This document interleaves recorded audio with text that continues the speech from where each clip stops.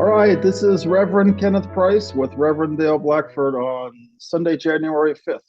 And this is our Sunday afternoon podcast, Freedom from Suffering.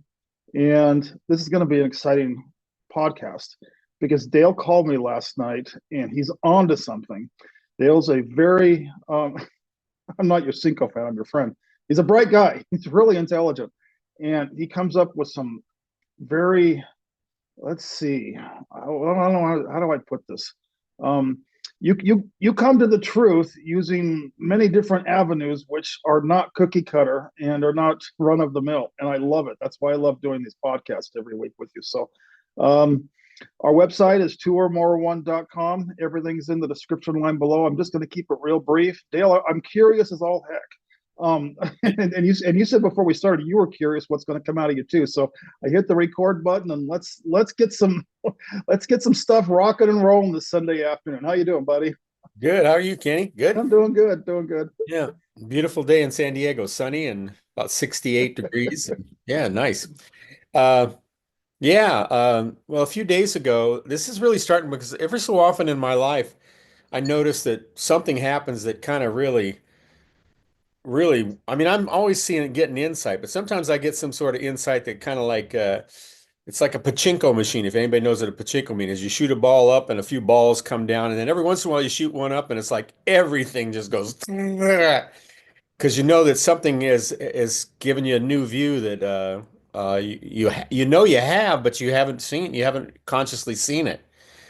And this happened to me this week. I was reading, and it's interesting how it comes. The last time something like this happened to me, this profound probably was, oh, I don't know, 5 or 6 years ago, and I was in Puerto Rico, and I picked up a friend of mine gave me that book by Krishnamurti and David Bohm on the ending of time, which was very powerful for me.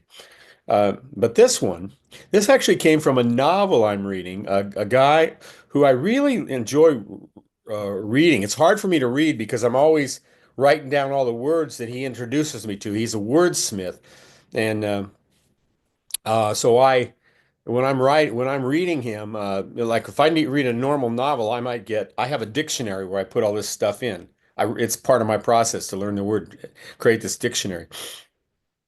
If I read a novel, maybe I can get anywhere from like 10 to 45 words that are new from a novel. Him, I'm reading two of his novels right now. One of them I had to stop for a while because I was just too many words. I was having trouble following the stories. Like after 100 pages, I had almost 150 new words.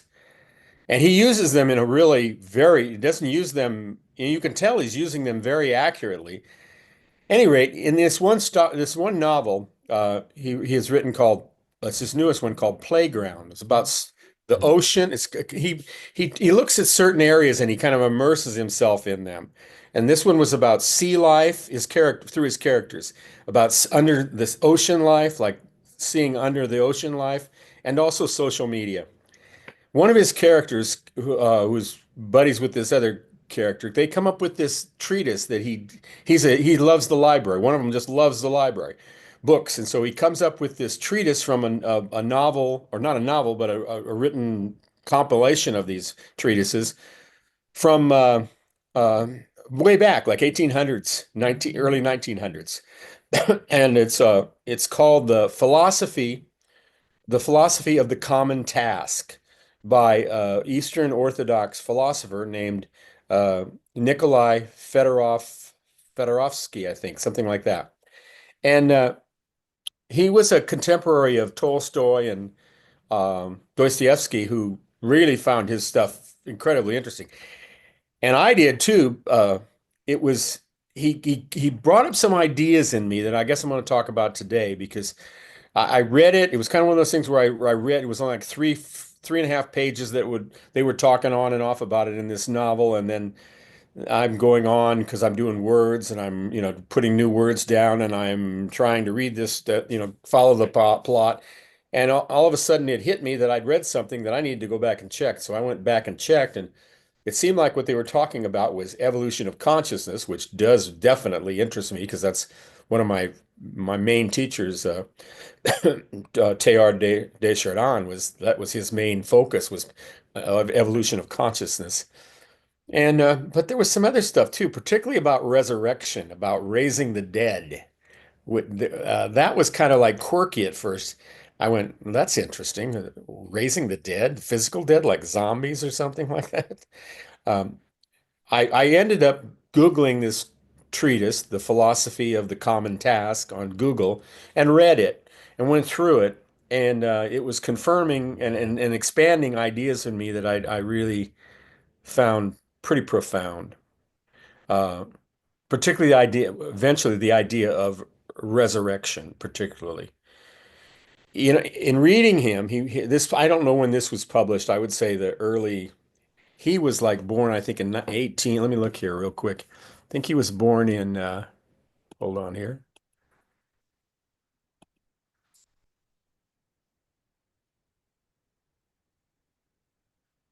Oh, hold on a second here. He was born in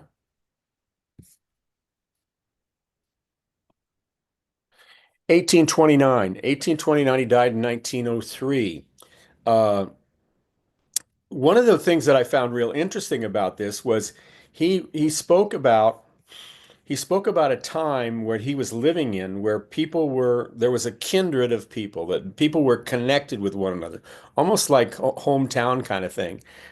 They really care. And so all the things he's talking about, he believed people could accomplish because they would want to accomplish it because they had a kindred with one another. In other words, that they believed in each other. Oh, sorry, I lost you here a second. Got to find my way back here. Hold on, Kenny. I'm coming. No, no hurry. All right, there you are. Um, he was writing from a time where he was living in a general kindred of people where they cared about one another. They acted almost like hometown kind of stuff. And I remember that from being a young child, that was going on in my hometown of Lincoln, Nebraska. And I remember what that was like. And he was assuming that people would, if they came up with something that would better each other, they would be looking for it and they would come together to do that. Uh, I think nowadays that would not happen. There are so many selfish disinterests and stuff and polarizations now. I don't think you'd see that happening anywhere. I think that'd be almost impossible. He also saw that the solutions to what he was seeing as the possibility or the doors to the entry into it would be physical and mental, accomplished by people with education who would come together to really bond together to find the way. And that when I read his treatise on that sense, I went, well, I don't think that's true anymore. I don't, in fact, I don't know that would ever be true because the kind of the things that we, if that I was seeing him talk about, I was seeing we're going to probably have to happen outside the box, really outside the box, from a shift in awareness, and but I'm kind of rambling here. I guess I want to go right to the heart of resurrection. What I saw from resurrection was this when he was talking about resurrection. He was saying, well, let me read this too. This was kind of interesting. If I can pull this up. Hold on. Oh no, I'm not even going to try and pull it up. He saw that there was the problem among people in kinship. There was an alienation of people. In other words, that people were not being kin with one another. They were alienating from themselves. And then he saw isolation too as a problem too, from whatever was happening in nature, creating an alienation from people and nature. And he thought those things could be overcome. He saw that the main issue was that people need to be resurrected. Now, when I first read this, I thought, what are you going to raise people from the dead? Going to have zombies? And I still don't know exactly where he was when he wrote it because I wrote this and I don't know that he didn't see that. But what I saw from it was quite different than that. What I saw was that this idea of resurrection was pretty much really akin to the real concept of who we are, of who I am and who I'm not. And the resurrection was a surrender into who I am to allow the lie to pass.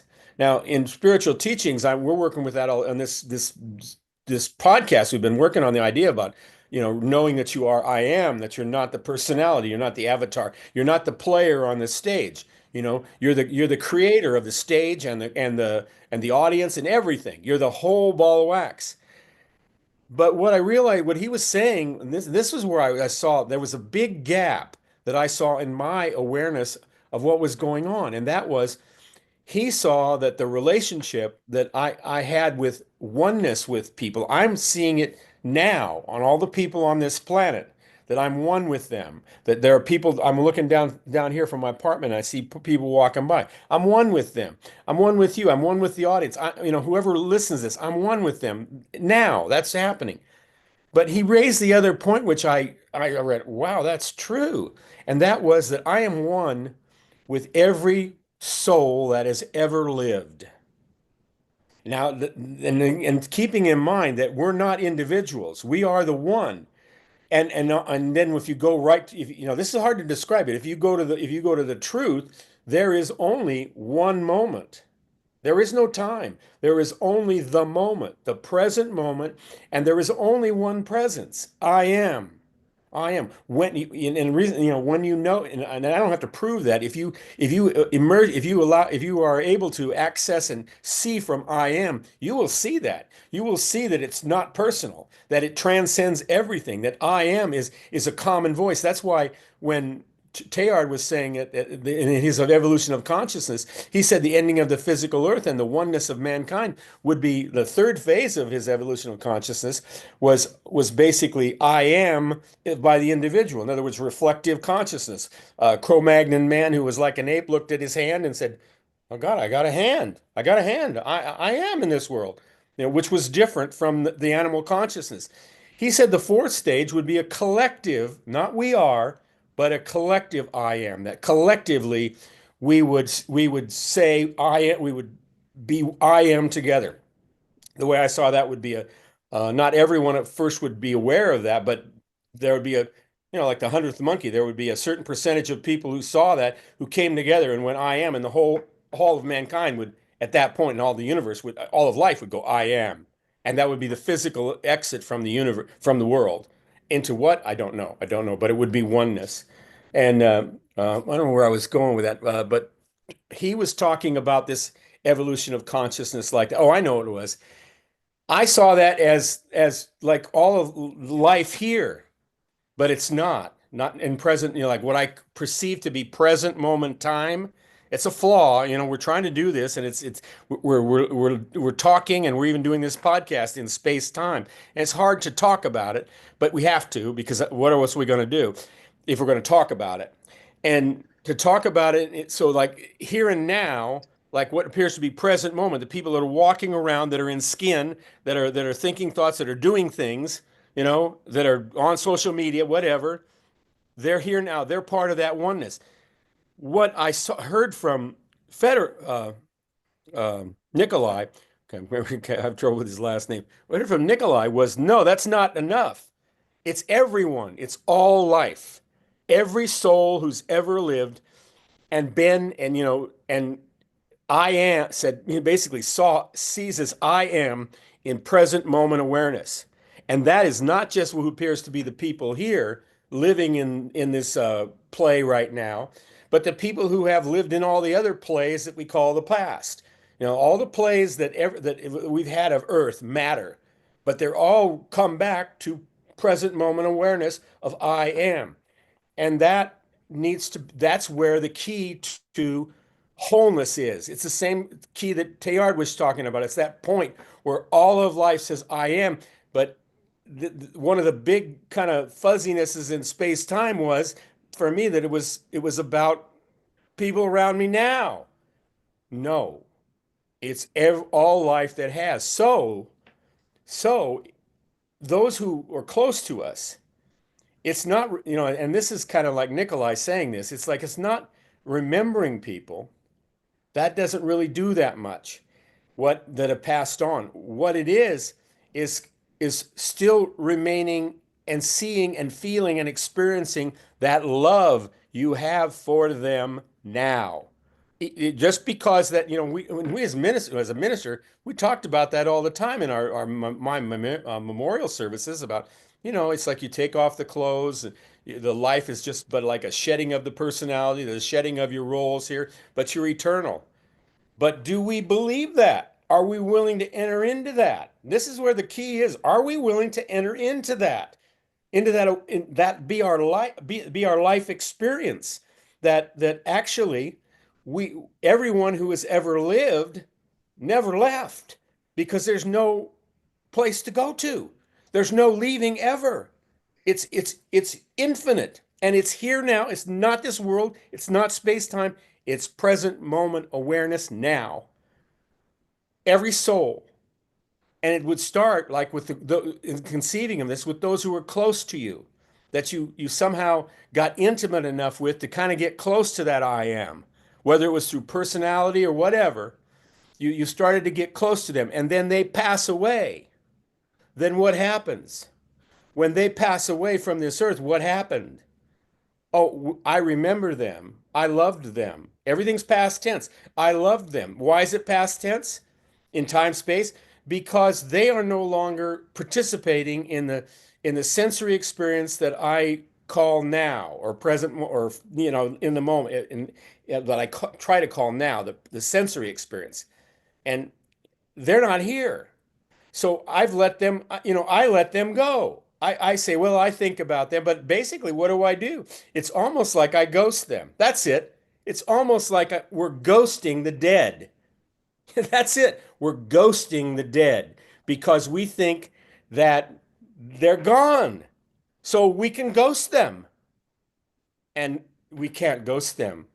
And that's where this is all leading, is that they are part of the whole of I am and life and who they are. It's like literally we have to kind of like look at the memorial service and say, yeah, they've taken on the form of invisibility.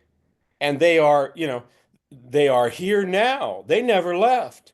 And so what does that mean?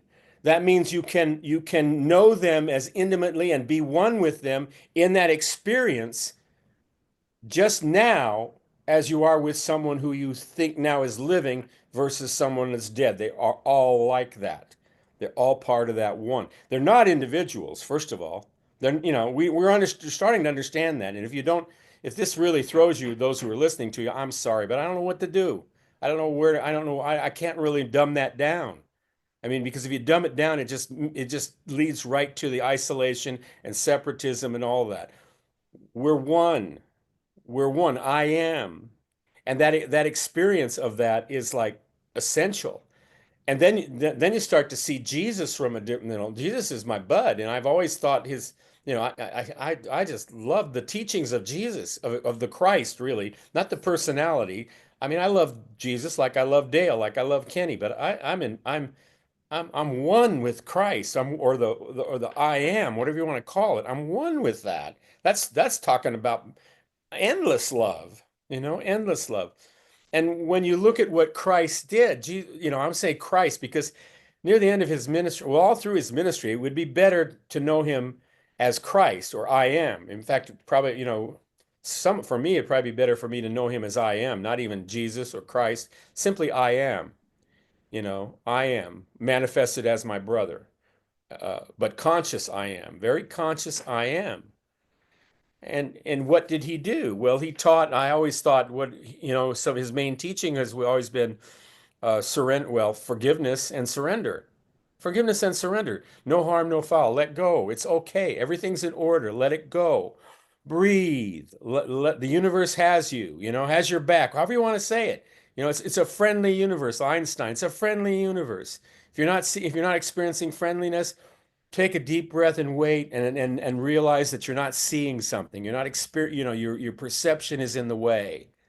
And you're willing to let your perception be clear, to see. You're willing for instead of recycling old thoughts, you're willing to have new insights show you where the friendliness lies in front of you in all situations. But here's Jesus teaching that, and then I realize, oh my God.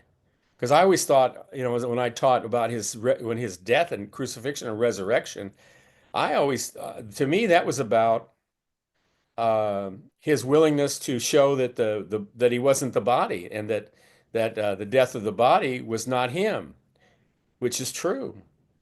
However, it's more than that for me now. I'm realizing he taught resurrection. It's literally as if he went through resurrection and his consciousness allowed people to see that, to perceive that. They were able to perceive that. They were able to perceive that he lived beyond his death. He was able to help let people see that. I mean, my father died, and I haven't seen that.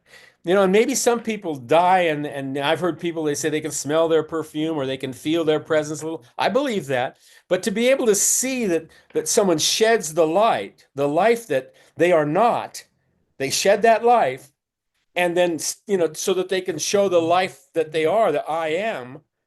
That was his greatest gift.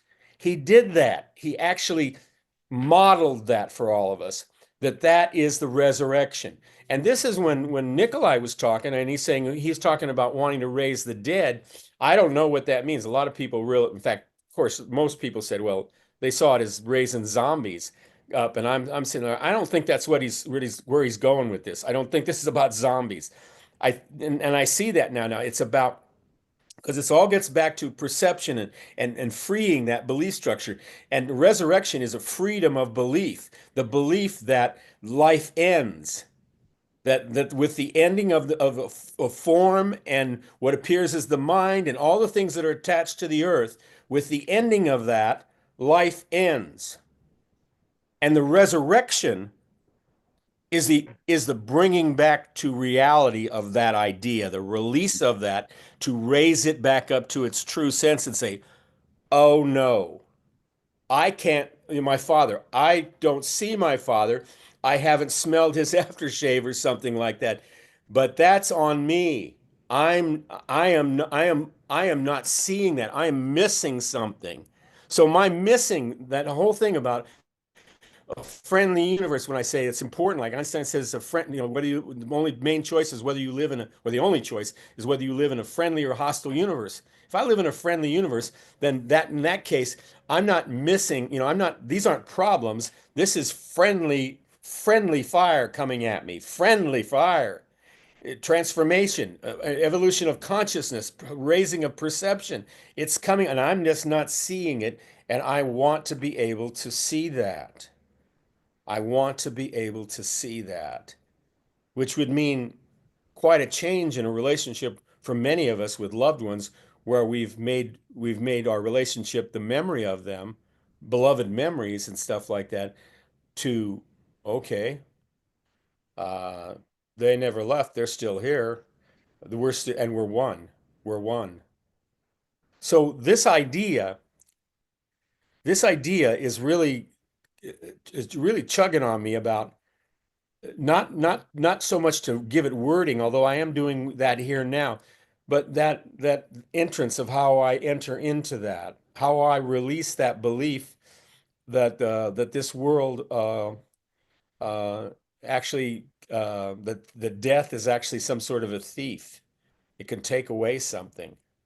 It doesn't. The only thing it takes away are the clouds. But then, if I'm so used in believing that the only way I can see things is in cloud form, okay, it makes sense that when the clouds are taken away, I can't see, and I believe that they're gone. I believe that life is that I'm separate. If they're gone too, that's the main thing. The main thing is not that they're gone so much, but the understanding, the kind of like kind of false acceptance in me that they're no longer a part of me. Where are they now? Oh, well, they reincarnated. Oh, well, they're up in heaven somewhere, stringing on a harp, waiting for me to catch up. Oh, or they dissolve back into the mother of consciousness. I am. All I know is they are I am. As much as I am, I am. And now the point is, how do I more fully accept that and allow that belief that that's not true to come to surface, to be inquired about in the moment and released and released. There's the question. Yeah, it is.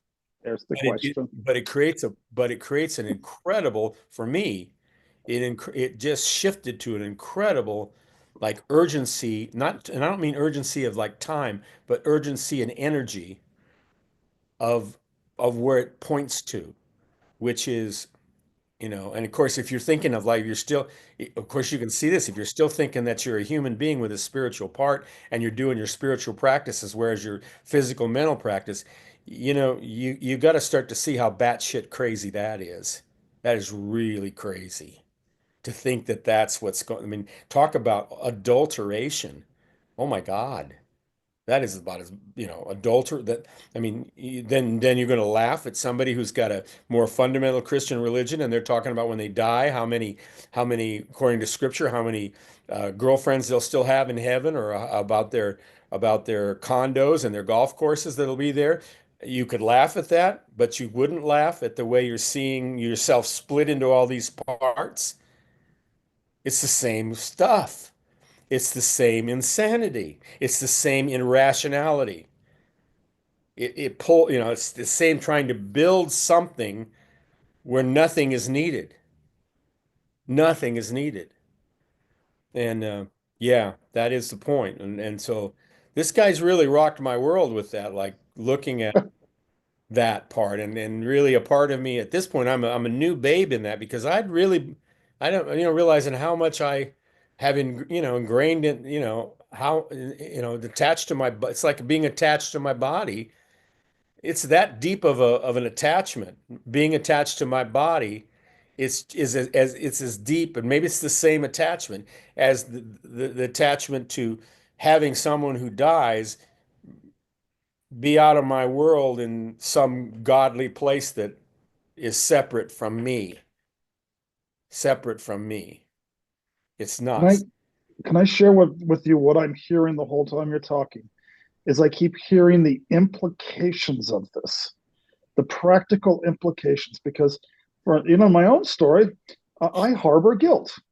And I think most humans do. I wish I would have said that before she died. I wish I would have told him that before he died. Well, if this is what I felt last night when you called me, and this is what I'm hearing right now. If what you're saying is true, and it's ringing true, then it's very simple in my story. They're not gone. I can love them now. Couldn't love them then. There's the time factor. Then, now, that's not true anymore. Love them now. So what if they don't Yeah. have a body anymore? Yeah, and maybe you could even go into the conversation that you really wanted to have with them in your mind, which was not about who did what, or why didn't you accept this, or why did I do that, but I saw you all along and I didn't know how to touch that. And you saw me all along and you didn't know how to touch that. But We, now we're face to face. Now we're face to face. And that's more real than the face to face we experienced on this earth. That is face to face. Yeah. that's more than freedom from suffering. It is freedom from suffering. Let's start there. But I can't put words to it, Dale. That's I'm speechless. Keep going, because Well, this has hit I'm me almost strong. speechless myself, because it's like I I I see this possibility, and not possibility, but I see the reality, and I guess talking about it here on this podcast is a way to start.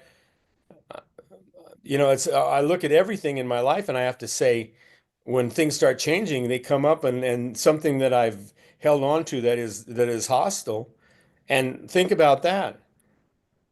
Someone you love being taken from you, or someone you feel incomplete with being taken from you. And maybe in the future, in some blah blah blah blah place, you'll be able to rectify that. That is hostile. That is That's really hostile. hostile. And here are the implications. This message can take an eraser to so much suffering that has been, I've been spending decades trying to come to peace with that story. But this message erases the whole story with just one swipe. It's Yeah, very simple now. yeah, yeah. Yeah, and the resurrection is the resurrection is what I do, and which is what appeared to be others what they do as well, to let that go, to allow that to be released, to rise up and show that, and to make that like a fundamental part of my living on earth. Be in this world but not of it, and not shy away from my immortality, you know? Be in this world but not of it, but not I don't have to beat it into anyone, but not shy away from it. I mean, one of the ways that it started to act on me was this was coming through me. I was in a hot tub after I'd read, and it was starting to really just start hitting me. And I was so teary. I was crying because I was sobbing, thinking about all these souls that it was like sobs of joy, like that they are part of me.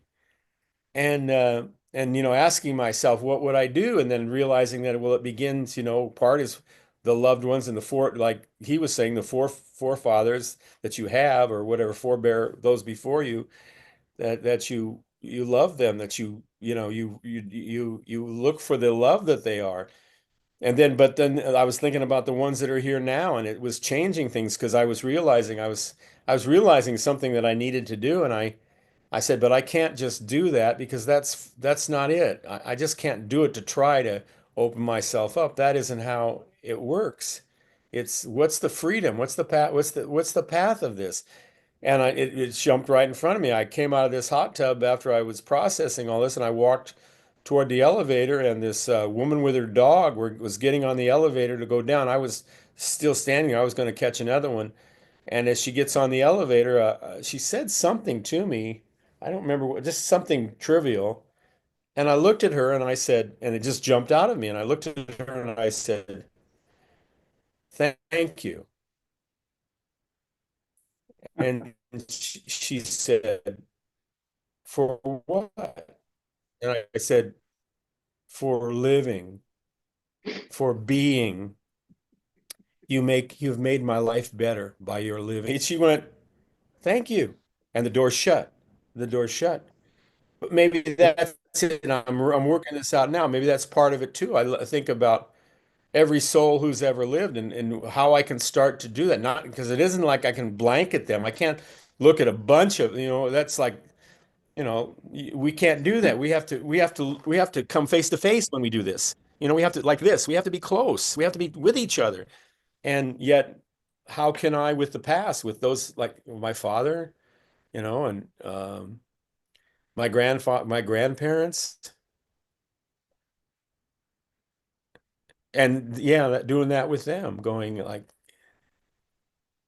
feeling them, feeling what their present, feeling what their not remembering even, but feeling what their presence is like, because I can feel what their presence is like. Yeah, I can use my memory to kind of start getting me back there, or up here, not even back there, but up here. I can use my memory to bring me up here, and then go, okay, and feel my grandfather, and he could have been a son of a bitch, okay? It doesn't matter, because I mean, to bring whatever light you bring into this world is more than enough. It's like everyone brings light into this world, and everyone has been confused by all of it, to dramatic degrees of pain and suffering, and projecting it on other people, to not so much. But everyone has. And so then you can look at, because if you're loving someone like a father who beat you or something like it, or who put you down, this is that moment you can come up to them and you can go, "God, I'm so glad we're not doing that anymore. I'm so glad that you're here now, and I'm here now. And I don't care that I can't see you. I don't care that I can't fit you into the periphery of my world right now. All that matters is you and me. And thank you. Thank you for being. Not for what you did, but just it doesn't matter because that's too less. It's like, thank you for I am. Thank you for being who you are. Thank you for living your life as who you are. Thank you for your courage and your spirit in doing that, just like I am doing the same thing right now. And my friend Kenny is doing the same thing right now. And everyone who's living on this planet is doing the same thing right now. And everything that appeared to be what was you do now too. I can't even say you did. I have to come back from that. I say like you do. I thought it was you did, but it isn't you did. It's you do. I am. And not even you. I am. I am. The language can mess it up a little bit, but it doesn't matter as long as you're okay with the language, knowing that you're traveling this journey from speaking to the one with your training and your distraction from the duplicity. If you can come back from that. It's like talking about God saying, Father, Mother, God, you can call it a peanut butter. You can call it whatever you want to call it. It does not matter as long as you're willing to enter into it from that. Yeah. So how we do that, it's really changed me. First I was real like I have to greet everyone as a child of God, and then I went through a period, a few days where I just kind of probably fell unconscious to that because I'm sure it's like my ego was going like, look, I know you're not going to stop doing the things that you see that help us. But, I need a little break here because, man, I've lived with this for a long time. And, it's new to me and I get it. But, be patient. It's like you're talking to yourself. You're saying, be patient with me. I have to be patient with me because the same spirit that brought this idea up in me is the same spirit that actually brings it into fruition and awareness and clarity. It's the same one. I'm not going to be able to do it, but I can be the vessel for it happening, you know.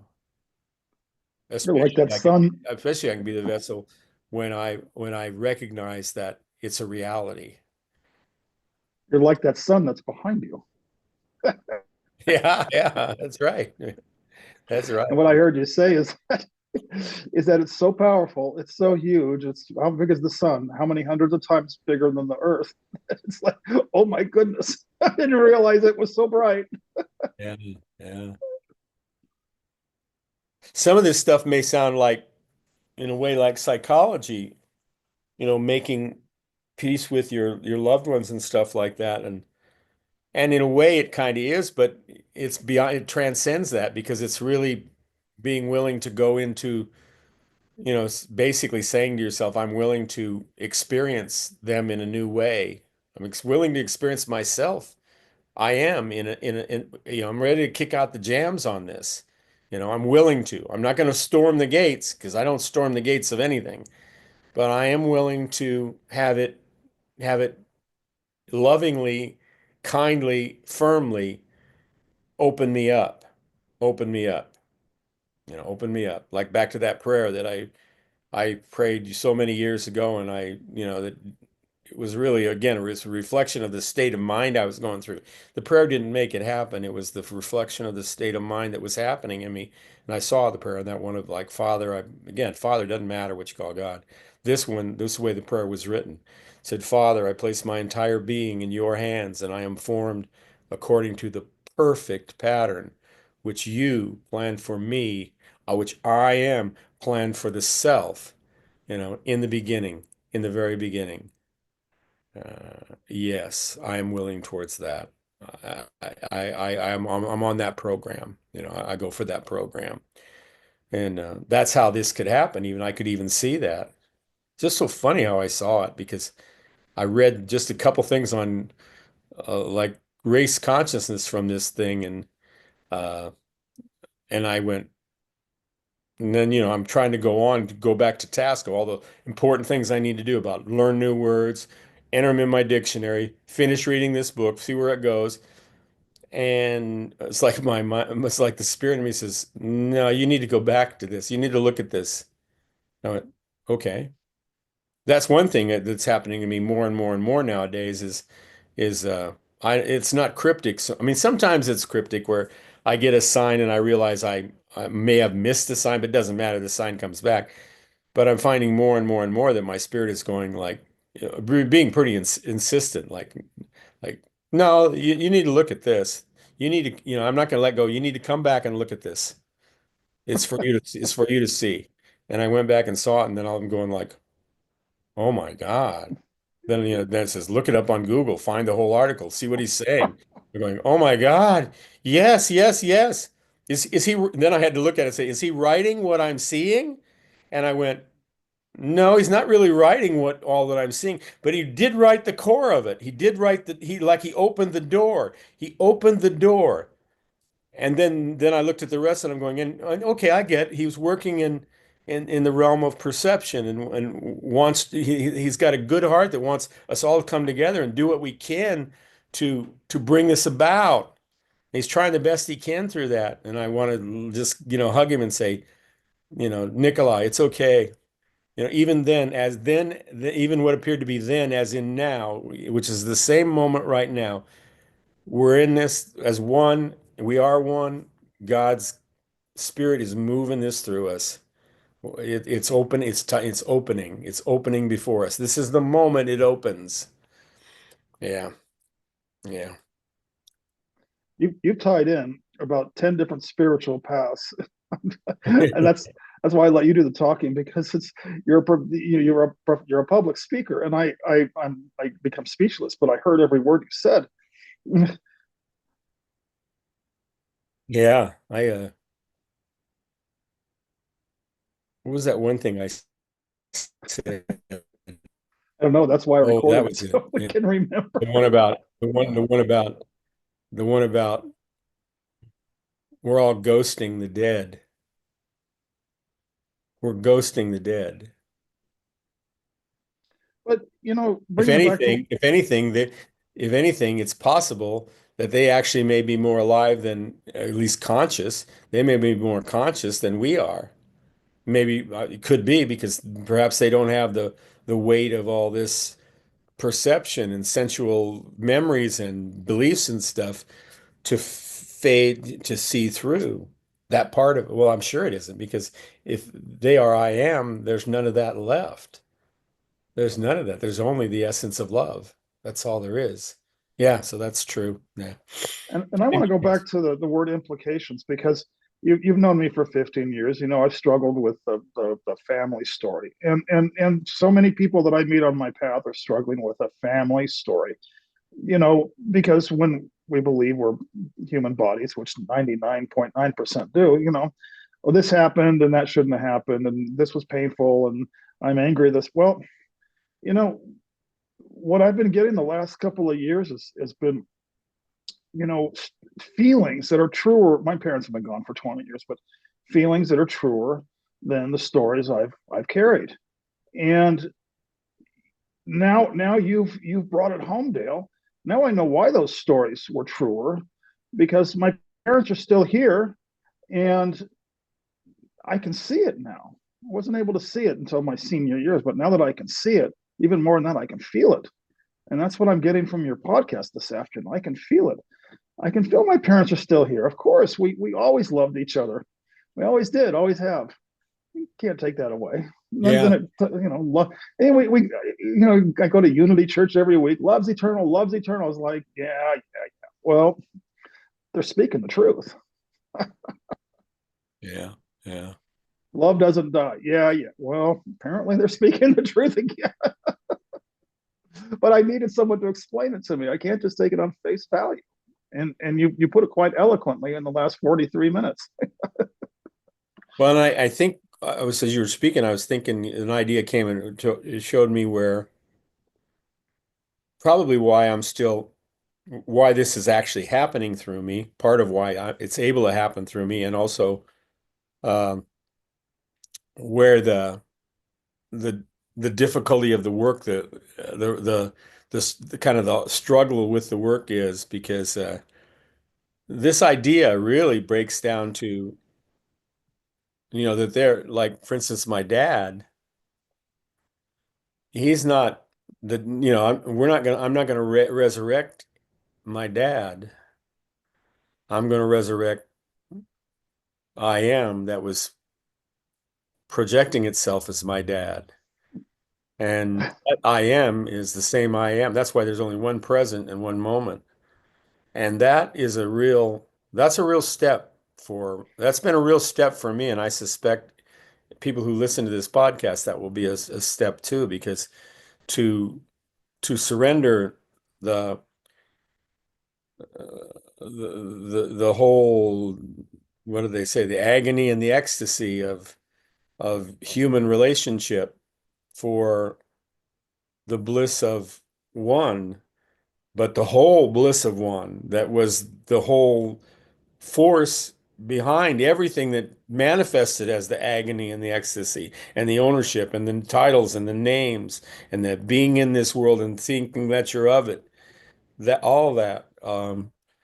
This where this leads, I know. This resurrection, it leads to the resurrection is of I am, um, expressing itself through these forms that I love, hate, wrestle with, grieve over, all that stuff. Yeah. And that's where it ultimately points to. And and I see that that's where why I'm being called to do it, because I have been seeing that for the last few years. I've been seeing the one, like the I am is one. And that, when Jesus was saying the only begotten son, I'm getting that, I used to look at that one and go, what is he talking about? The only begotten son. Christ is in everyone. And now I'm going like, oh yeah, but there's no everyone, is there? There's God, one, I am. I am that one. Wow. Wow. That certainly was not how I have been living in what I thought was my conscious mind. I have not been living like that. I've been, much more, there's a part of me that looks at the workshops where people say, well, groom your spiritual self to complement your other parts of yourselves, and has wanted to say, I'd like that. That'd be nice, like I just kind of I could keep everything else and throw that into the package deal. And You're laughing. yeah, but if that's the case, then, Jesus doesn't go to the cross. He raises the consciousness of Pilate and everybody, and he creates a whole different kind of organization based on that. And along with the other things that you got the self-help groups, you got the spiritual groups, you got the food feeders, you got all that. And you got this thing to make the world a better place. And Jesus is saying, no, actually, you don't make the world a better place, because it's not a place at all. It's just that in your mind. It's It's here amazing. and now. It's here and now is what it is. I am here and now. Whew. And this came from an author who was born in 1829. Oh, like Yeah. we're so advanced in the Great Awakening. I think it's been in front of us the Right. whole time. And then I want to thank him too for writing that, because he wrote that in a way that those of us who believe, forever, who believes in space-time as a way to collapse it, which is good. I think that's a good thing to do, to believe in space-time as a means for collapsing that idea. When he writes and he's saying that, people in his, he's writing from an understanding that for the most part, people are kindred spirits, that they're in it with each other. They recognize the value of each, like they recognize that oneness, that interdependent oneness, that we're all part of this. And that's why they would act on the common task. That's why the philosophy of the common task, because the common task is a task that commoners will embrace, and it's good, so all commoners will embrace it. And it's good to see that when you look at like our political system and stuff like that, and you go, oh, there's no common task unless it's lying to be, to keep your power. Everybody lie the way they want to lie to keep their power. No, no, that's not the con or we're going to fix the world the way I want it to be fixed. That's the common task is get behind me because I know how the world should be fixed. I know how the world should be made better. So get behind me and let's do it. I'll marshal my forces to be clones of me to do it. And he's coming from another place, and it's like that. He's coming from a place when he probably wrote this. I was thinking 1830, but it wasn't 1830. He probably wrote this around, but somewhere in the 1800s, I think. The latter part of the 1800s. He The was latter born in part of the 1830. 1800s. But that's like, say it's 1890 or 1880 even. Then you're looking at like, what are you looking at? You're looking at 140 years, 145 years. And what has happened with mankind as far as their kindred spirit?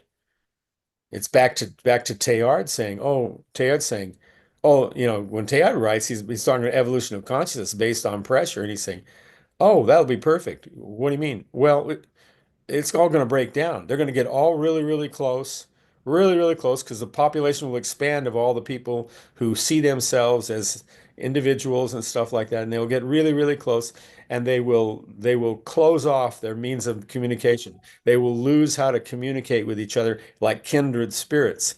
They will lose that, and they'll be right next to each other, and they will not have any sense of what being kindred with someone is about. All they'll see are screens. All they'll see are manipulations. All they'll see is efficiencies. All they'll see is the race to achieve the virtual moment, which is hollow and empty and has nothing in it. And yet it continues like forever and ever and ever until it collapses, because there's no end to the virtual moment, because it never reaches the moment. It never reaches the moment. It just continues to seek it faster and faster. People get busier and busier. And it's like Teilhard saying, if Teilhard, like I thank Teilhard because Teilhard's here right now saying, see, I told you this is what it was. This is exactly like this. I didn't even have words and concepts at that, to tell you what the internet was or anything like that. But I told you this is where it was going. And it was because it was easy, because the spirit revealed that to me. I could see it happening. And I'm going like, I know you could see it because I could see it too happening, because we're the same. Where I am. We saw that, didn't we? Yeah, we did. Well, and also we have the belief that T.R. Dan was born in 1829 and died in 1903. Now, isn't that kind of funny? Yeah, He's right yeah. here with us. If there's two or more Right. one, he's on this call with Right. us. Right. But isn't that this is what's so interesting about how how we use how in space, the invention of space-time, we use space-time to awaken us. Yeah, To why are we awaken doing that? us. Oh, Huh? okay, okay. I don't know. That'll be next week's Zoom call. Why are we doing this? Yeah, yeah, yeah. And it's a mystery that is so convoluted. All you can look at it and you could go, yeah, and you look at the mind and group mind, and you say, well, could we as we as us thinking we're individual human beings, could we invent something like this? Could we bring it about and create it? And we sit there and go, well, of course we could. Of course we could. We can, as they say in the positive mental attitude workshops and stuff like that, anything the mind of man can conceive and believe, it can achieve, including most utter incredible madness. It can achieve that. It can achieve like almost untraceable madness. Yet still, the only thing you have to know about it is it's madness. That's all you have to know. Is like it's I mean, I used to remember when I was young, it was like you have to peel apart your ball of madness to find your true self. And it's like then eventually you find out, go, dude, it's madness. It's just madness. You're not going to find the truth. Only thing you're going to find in the truth of this is if you manage to peel the whole thing apart, and then you go, well, there's nothing here. And then you go, exactly, exactamundo. There's nothing here. There was nothing there when you started peeling it. There's nothing there when you think you get to the bottom of it. There's nothing there. There's nothing there. It's like, oh, so I'm done with this, aren't I? Well, it kind of looks like it. Yeah, because you're done with it. Now that's funny. I don't need a stand-up comedian to get a chuckle of laugh. We're creative. I mean, we don't need Nikolai, I can't even pronounce his last name, Fyodorovsky. All we need is Road Runner. That coyote's after you. Road Runner. He catches you. Why does he do that? I don't know. Next week's podcast. I don't know, but I'm tired. Time to Yeah. go home. Yeah. I don't know either, but it's funny. He was talking about he had something in his treatise I was reading where he was saying about how learned men work on all these things and in a sense like kind of like I was hearing in my training now where we're saying where they work on all these things but they don't they look at all these things but they in actions and things like that but they don't look at thought itself. They don't look at it. And it's like, yeah, wow. Talk about something that's big and matters that you might want to look at. Your thoughts might be it, your whole thinking process, what that's about, you know. Just for me, it's the thing about wherever I tell somebody, and it's most of the time I get blank stares when I say, "Do you realize that everything in this world that you see, you don't see it out there. You don't see it out there. You sense it through your senses. It appears out here. Well, let's say that you do that. Let's say you do. I don't know, I'm sure that's true, but say you sense things like through touch, sight, everything like that. But the pictures you put together of what that sense means, they aren't the pictures out here that you import into your inside you. The sensory input comes inside and you create the pictures in here. You create them in here. And so all of it, when they say it's an illusion, yeah, from the forms that you think it is, yes, it's an illusion. The energy and the sensations and stuff like that, it's something else. It's something far grander and richer than that. Okay. Of course, the ones that work with white magic, they're finding a little like ledge in that whole thing that they can stand on for a little while and say, well, we could use a little of this to kind of tweak what we think we're seeing, because basically that's what they're doing. They're saying, I'd like to tweak it so I see something a little different, a little different.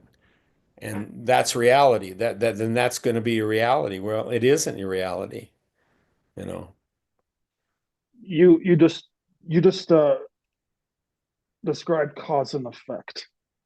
Yeah. The world's not cause. The world is effect. We are Yes. cause. We are not Yeah. effect. Thought is cause. Perception is cause. The world is effect. But even the effect is cause again. It's a snake biting itself because it just repeats itself. Just repeat. Cause creates effect, which is interpreted as cause, which becomes effect, and it's just goes like that. And the wise soul stands back and says, "Well, that's pretty nuts." That just goes on and on, doesn't go anywhere. And it just is in a little circle biting itself like that. Yeah, well, and then you change it. You say, okay, then it becomes like money. You're going to get more money or something like that. Well, it's a different kind of cause and a different effect, and it just keeps going like that. It just keeps going like that. It's like, maybe the way to wrap up the Zoom call is if I could quote my favorite author of the entire world, Jesus in the Course in Miracles, when he said, "The tiny mad idea is when the Son of God remembered not to laugh," because this is truly funny.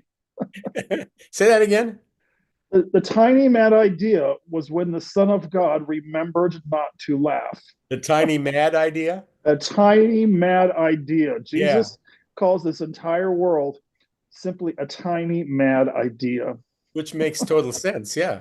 It makes total sense. It's that tiny mad idea, and we're not laughing. We're going like, oh, I'm how can laughing how can now. I work on this?